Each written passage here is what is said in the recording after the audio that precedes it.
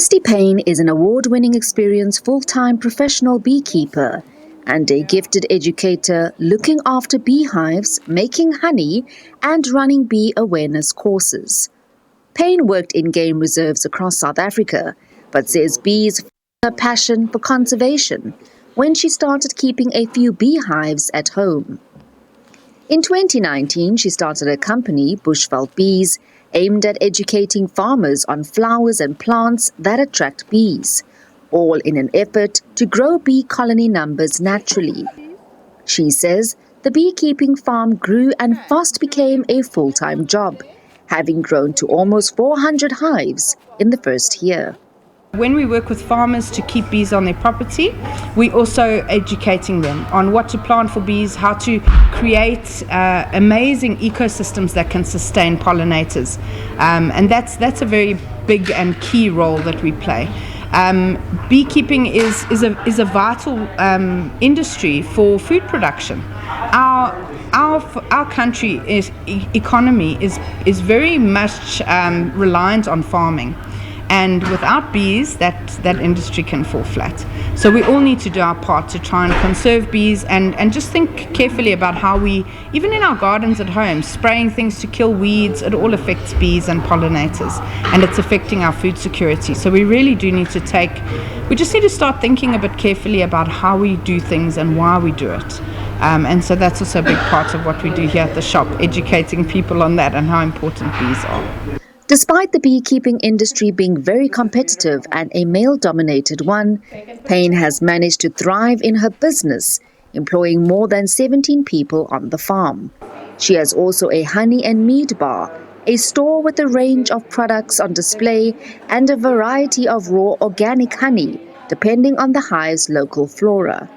Several honey-infused products are also on display, including her award-winning mead, a sweet wine made out of honey. Her craft for brewing mead has placed her as one of 3 mead accredited judges in South Africa. Beekeeping is a very male-dominated industry. So in the beginning, I think people underestimate us as women. So for me, when I'm underestimated, I want to step up to it and show you that you're wrong. So it is a very physically demanding work that you do. So that is a big milestone to try and overcome. I'm currently a learner judge for honey, and just this past weekend I received my certificate for mead judge. So I'm one of 3 mead judges in South Africa. So that's a very proud moment and a lot of hard work.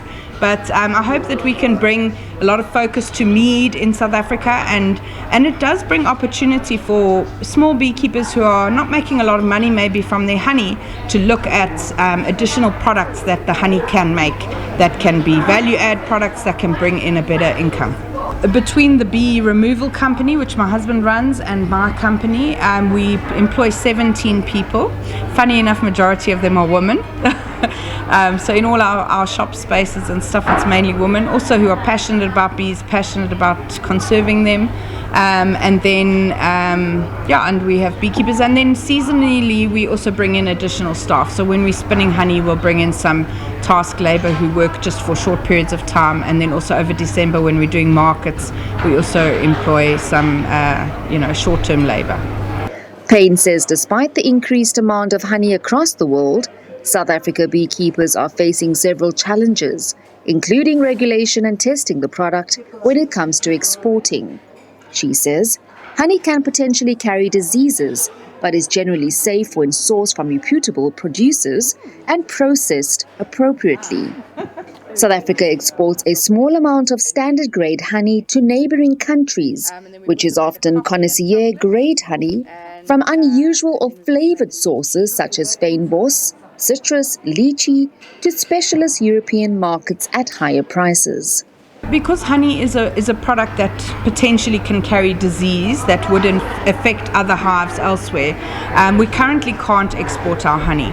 At the moment, SABC, which is the South African Bee Industry Organization, the board there are pushing really hard to get government support to start allowing us to export. We've got huge interest from Europe to actually move our honey over there, but there needs to be certain testings available available. And the biggest problem that I understand it is the fact that we don't have the testing facilities here in South Africa to test those products for those diseases before they go over.